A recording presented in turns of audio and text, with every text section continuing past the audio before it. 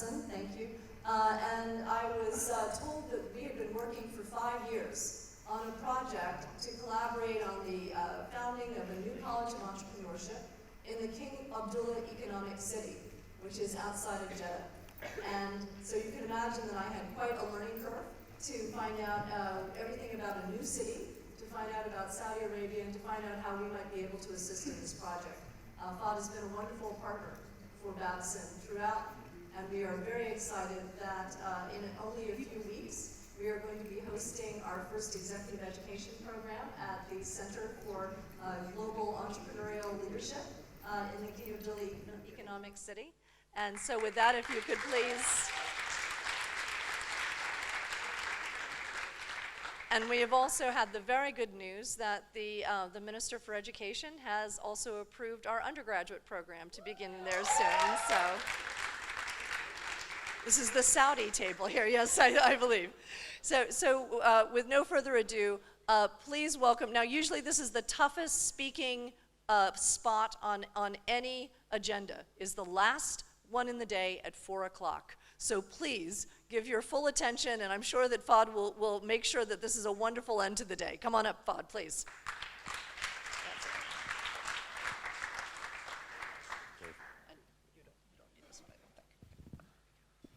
Hello.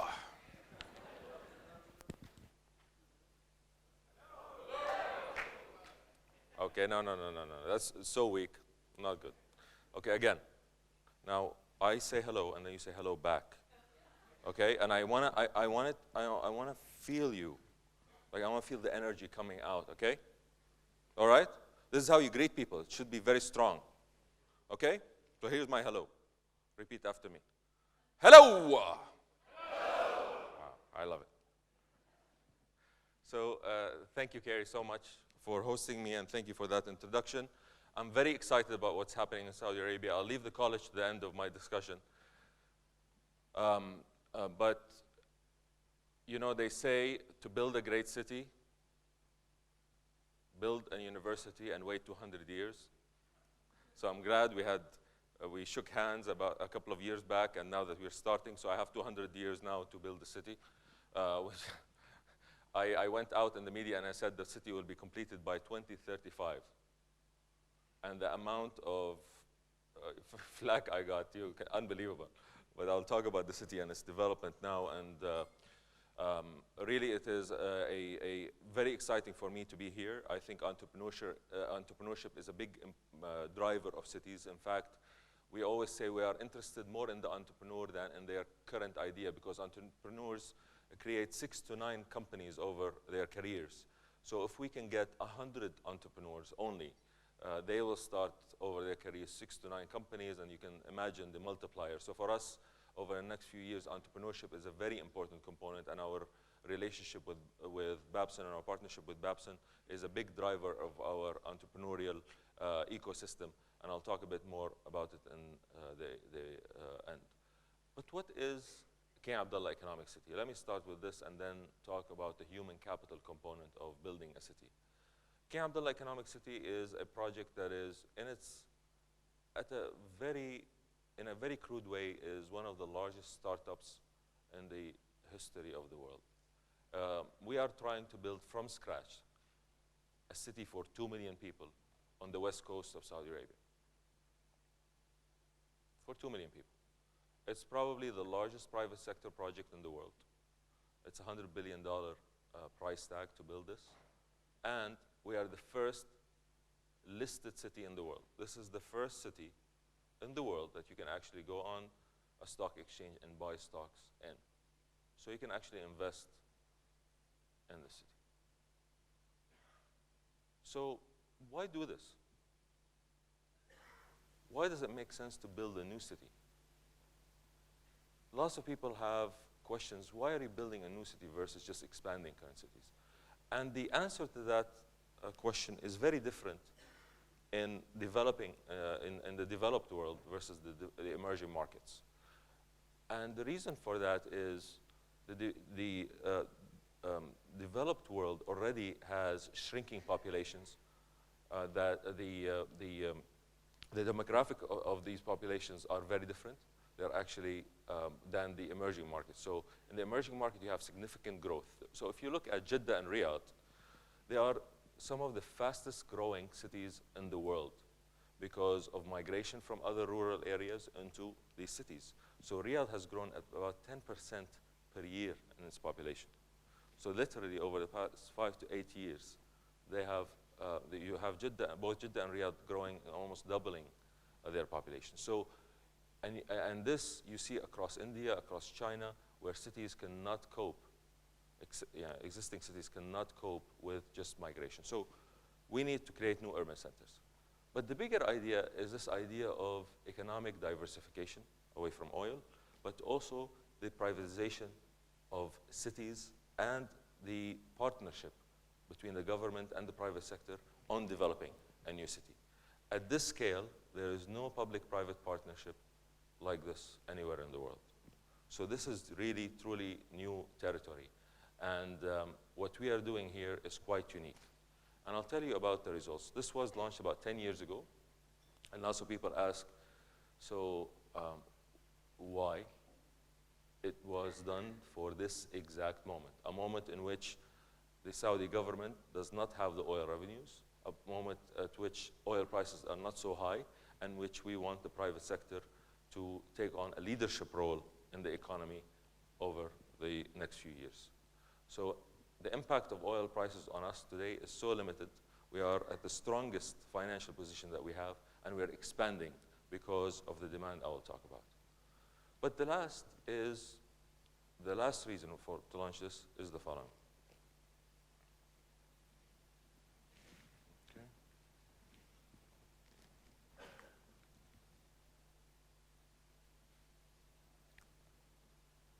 Have you seen this before? How many of you have seen it before? You know what it's called? It's called sidewalk skiing. And look at it. It's very dangerous,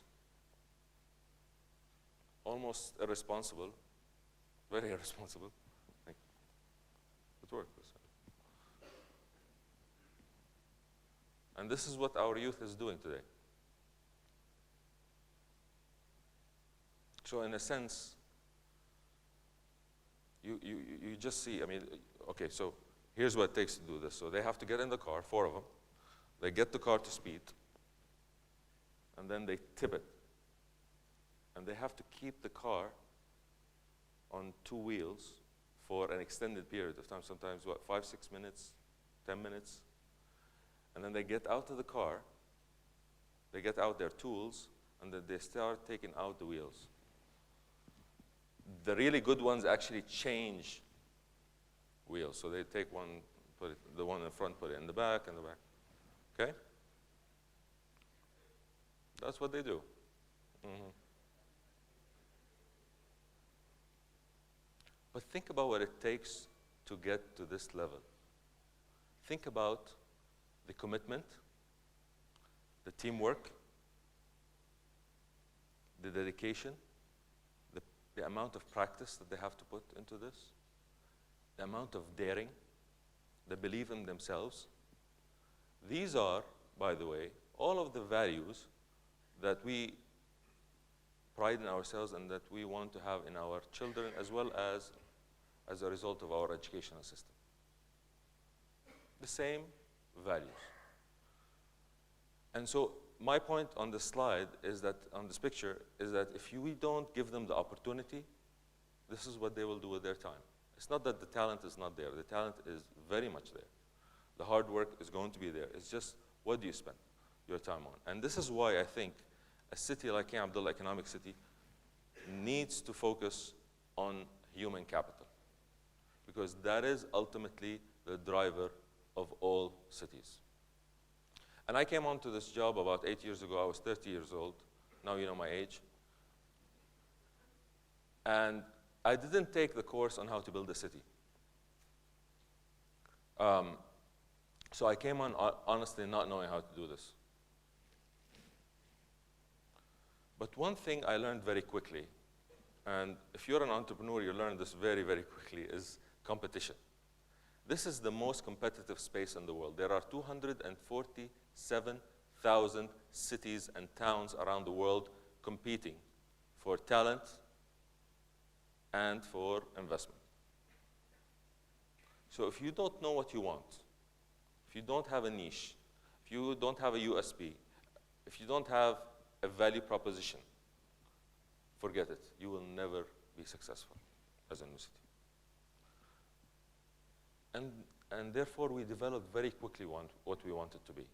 We wanted to be a global manufacturing and logistics hub, leveraging exactly this market here that you see.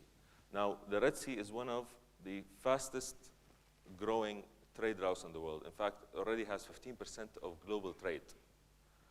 But the countries around it, there are 620 million people living in the countries around it, 23 countries, and growing to 1.3 billion people. So it's going to be one of it's going to be the next emerging market, growing at significant rates, and it's going to compete with China and India over the long term. So we want to be the hub for this region, and we have a hub and spoke model on transport and logistics. So therefore, we're building this city with a port, an industrial zone, and a residential and commercial component. So the port, let me go there. The port is already at 3 million containers. It's the fastest startup port in the history of the world because we started it literally 2.5 years ago. And this year will be the largest port on the Red Sea by end of this year. From an industrial perspective, we have attracted 120 companies from all around the world. Many companies, by the way, are investing for the first time in the kingdom, setting up their plants in Saudi Arabia. Pamela Mars, the chairwoman of the Mars company, says if it wasn't for King Abdullah Economic City, we would have not come to Saudi Arabia, although we are the 5th largest market for them in the world. But we have provided an enabled environment that allowed them to come. We have decided that we have to build housing for all income levels. If you don't do this, by the way, in cities, you get the slums and informal economy, etc. So we are now already the largest developer of residential units in the country in terms of sales. We are looking at healthcare in a big way. How can we be a destination for quality healthcare? I'm happy to answer any questions. But the most important and most exciting sector for me today is tourism. And people think, really? You're going to be a tourism destination? You're going to compete with Dubai, Paris, London? And so, my answer to that is very simple. We don't have to. Today, Saudi Arabia is the 17th most visited country in the world because of Hajj and Umrah, and the government will double the numbers over the next 5 years. So we will leverage that, but also we export 10 million Saudis every year on trips, and they have very limited options during the year. So we want to cater for these markets that we already have. We are a G20 economy, but we don't have sufficient meeting space. So the whole meeting and convention space that we have in the whole kingdom, by the way, added together, is probably half the space offered in Dubai alone. So there is huge opportunity there. So we're building all of this. All of these amenities will be delivered this year, and over time we're doing, over the next 4 years, we're doing zoos and theme parks and racetracks and all of that. We have 38 projects that are happening there. But overlaying all of this is our human capital development strategy. We have laid out, we know which sectors we want to play in. We have developed also exactly what kind of talent we need across the board, what income level, what kind of talent, and we have been launching significant amount of both training as well as educational institutions. We think that the future of work is very different. The future is much more mobile, so you'll use your mobile to connect with people as you all do, but the millennials, this is all they know. They will be a lot more individual in their approach, so the 20th century was about the assembly line, it's about the corporation. there is going to be lots of entrepreneurship in the 21st century, where people will not only start up companies literally with their iPhones, but they will actually not have to build teams, but instead, through the sharing economy, seek skills on part-time basis. Today, 40% of jobs in the US are part-time. And there will be a lot more based on design thinking, the session that you had before, but also the cost of the startups will drop significantly with 3D printing, etc. So we want to prepare our population for that kind of world. So we are developing projects at the K through 12 level. Our school today already ranks the 4th in terms on math and reading across GCC in terms of outputs. And we are working on our college with Babson, which is going to have a significant impact on development in Saudi Arabia, especially in entrepreneurship, in philanthropy, and in government policy, as well as real estate development and the urban development world. So thank you very much, and I think we're gonna take some questions. Princess.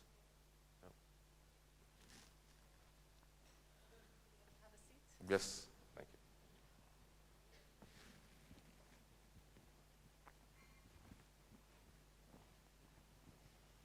Thank you for that. That was very compelling. So tell us more about your human capital strategy in the King Abdullah Economic City.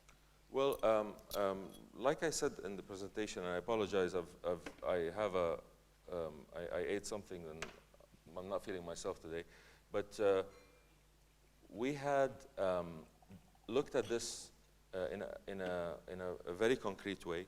Our strategy, we believe that entrepreneurship should be embedded across the whole spectrum of education, because really we think the future is for entrepreneurship. So we're embedding entrepreneurship today in our K through 12 education. So we have we introduced at 9th grade a 2-week program to teach students how to be entrepreneurs. And you'll be surprised. So you'd have a group of 30 students, and you'll ask them at the beginning of the program, how many of you want to be entrepreneurs and start companies? One would raise their hands. After just 2 weeks, 70% of them raise their hands. And this idea that just giving people the opportunity to experience what it is to be an entrepreneur, to have the guts to say, I have an idea, I'm going to work with other people to make a product and sell it, is very compelling. We're doing it also on vocational training, so we're not teaching you just a vocation, but how to start a business with it, and obviously at the business school level in our partnership with Babson. Okay, and how do you plan to make Babson College in King Abdullah Economic City competitive compared to other regional institutions? I don't think it's a question today of only regional. I think the regional is a challenge, but also globally. I think we have to create an institution that is truly embedded in the region's economy. So this whole idea of the Red Sea region.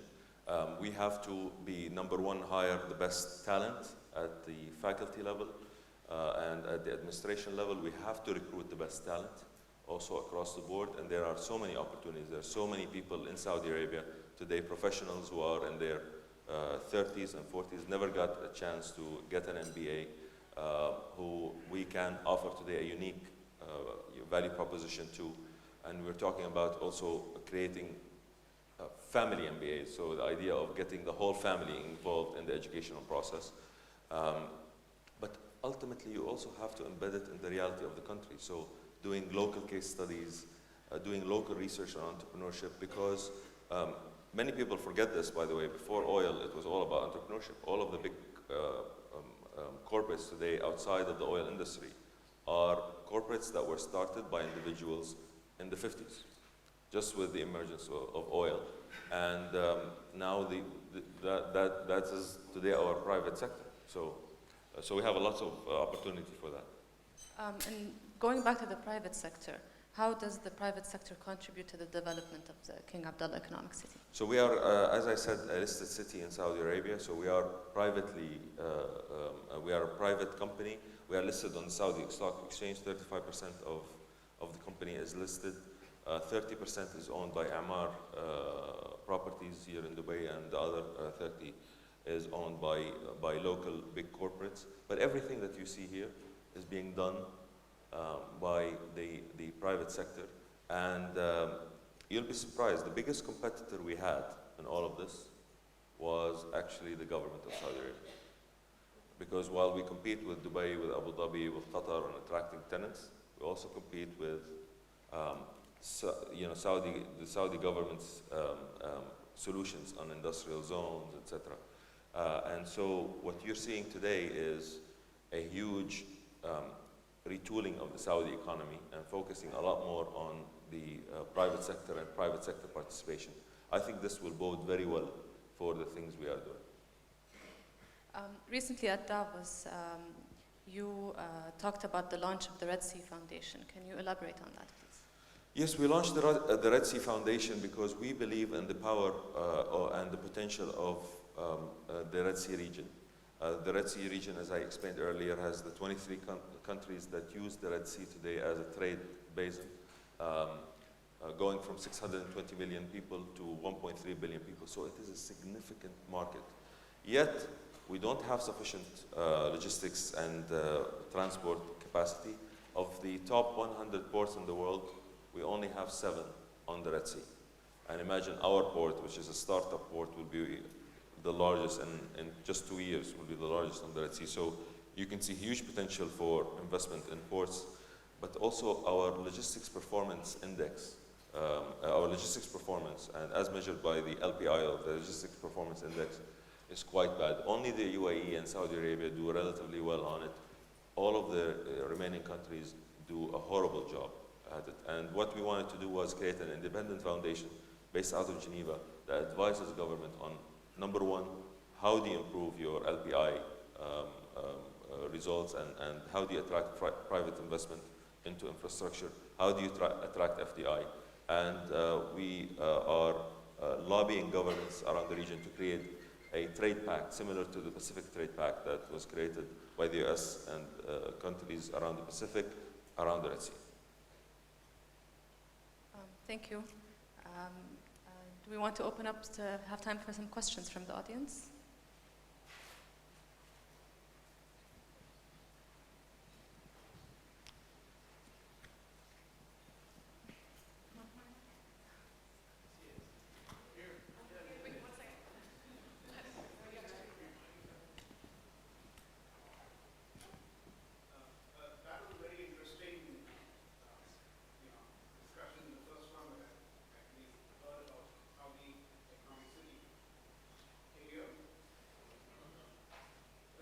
Very interesting discussion about Saudi Economic City. How do you plan to attract investors from overseas? What are the incentives that you're offering in terms of, what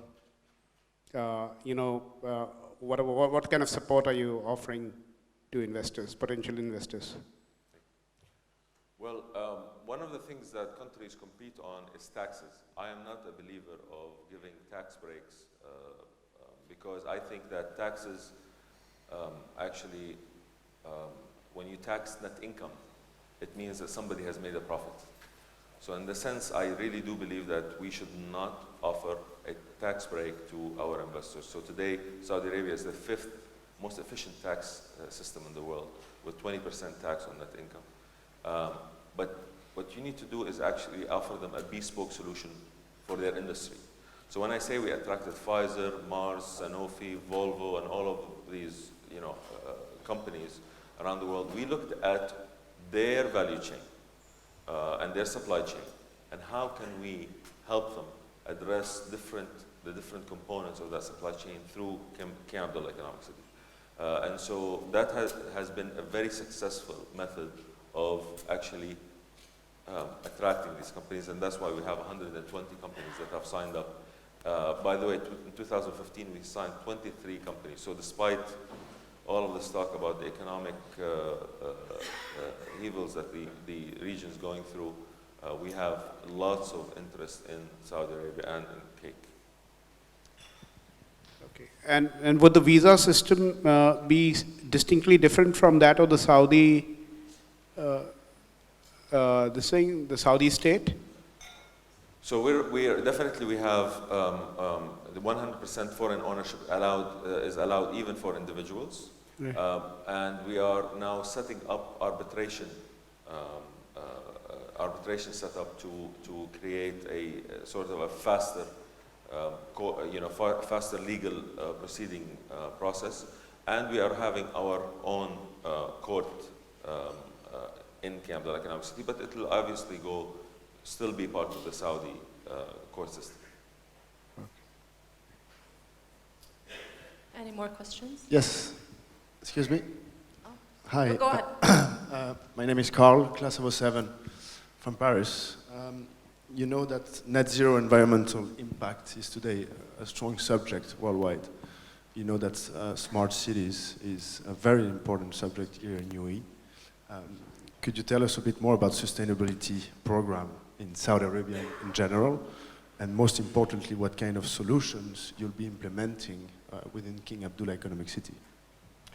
Very good question, thanks for that. Our master plan, which I showed earlier, this is the 4th iteration in about 10 years since the development of the project.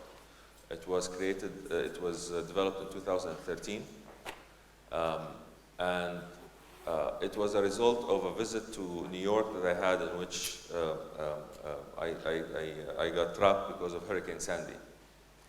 And I learned the perils of actually trying to overbuild cities, over-engineer cities, putting too much concrete, and trying to force nature to do things it does not like. So I went back and I said, we have to scrap this master plan because we are building too much. The initial master plan had a Venice-like canal system, which, by the way, which was supposed to flood every 10 years apparently, and made no sense to have it with global warming. So we actually stepped back away from the shores, eliminated all of these canals, as beautiful as an idea as it was, and let water flow where it needed. This is the first concept. So first is don't build what you don't need. The second is, for me, is conservation. For all of the talk about renewables, conservation has a much higher impact. In fact, if you do proper conservation, you would get 40% less use of electricity, of water, etc. So I think this is a very important area, and we design our whole city around this idea of how do we minimize the need for electricity and water throughout in our building materials, in our and different building components of the city. Transport is a big one as well. So in the initial master plan, we had transport. We had a beautiful metro line that went throughout the city, and obviously that's the experience of London and New York and other cities that have metros is a very positive one, and definitely Dubai. But the problem with metros is that you can't build them sustainably initially, and by the time you actually can build them sustainably, nobody wants to use them because they have their cars. And so the idea of introducing transport, public transport, very early on is a very important one. Now, I just recently asked the team to scrap the current master plan, because I think today, while it's the most advanced master plan in the world, it is a 20th century master plan. Because nobody understands what the sharing economy, the Internet of Things, or the driverless car will do to our cities. And so therefore, today I think we don't understand what 21st century city would look like. None of us do, by the way, around the world. And we need to reinvent that. So we're scrapping it. I'll tell you next year, wherever this conference, if you invite me again, Kerry, I promise I'll do a better job. I'll tell you what we are doing on the area of how the driverless car and Internet of Things and the sharing economy will impact our city. I think maybe one more question and then we can wrap it up. Hi, how are you?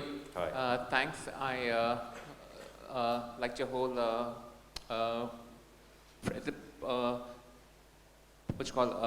presentation. I actually do work in Saudi.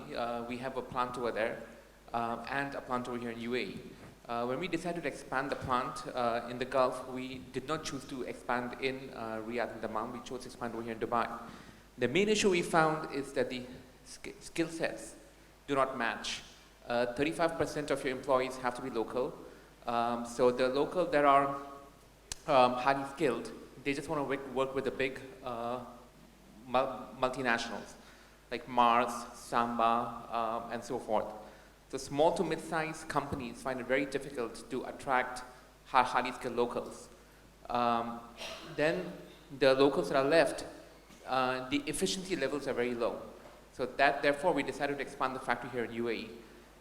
Because we couldn't match the 35% local percentage, we were not able to get more visas for the expats. So there was no opportunity for us to grow. So even though the market is there, Saudi is a very big market for us, but we are expanding the factory in UAE to ship to our clients over there. Even though I would like to expand over there, because of the current visa system and the mismatch between the highly skilled locals and the mid-sized companies, we were not able to expand over there. So can you talk to me a bit about that? Because it all sounds good in theory, but in practice, as a businessman doing business in Saudi, it's not so easy. Have you tried hiring Saudi women? Yes, I have, but I needed to change my whole office because, you know, they need a different entrance. They can't see the male, they can't see the female, you know, so to work as a team, I mean, these days in business, you need to work as a team, and they were not able to work as a team. So that's one reason we do not have. So can you just expand a bit more on that? How do I? I mean, I'll answer it in two ways. Number one, we work with our partner companies on their human resource needs.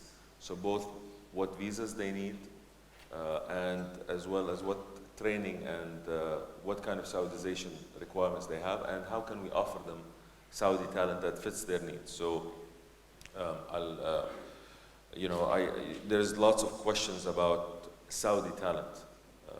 And I think you're right in many ways as a business to say, you know, I need talent. I don't care about nationality. I don't care. I just need talent to do the job. So we want to remove that headache, if you will, from you.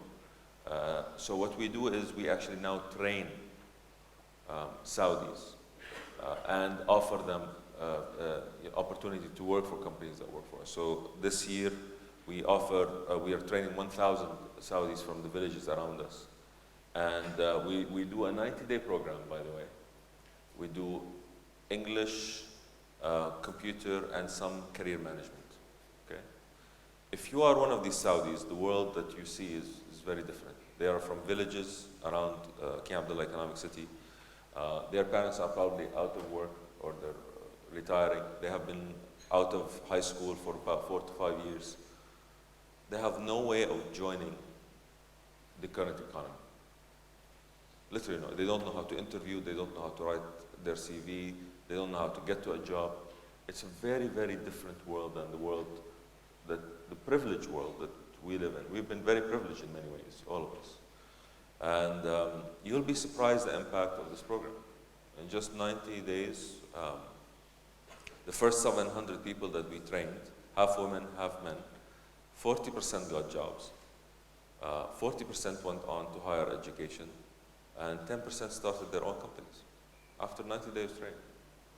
And so I think there's huge opportunities for Saudis, and there are many very, very serious Saudis that are looking for an opportunity, they just don't know how to do it. And the biggest example of this is our port today. You see that woman on the top right here? She's part of 200 women that today run the port operations. They are literally telling all of the boys what to do, where to take which container, and which ship it needs to be on. And they were trained 6 months on the job. So lots of potential. Thank you very much. Thank you, Fahd. Thank you, Loloa, for a great performance.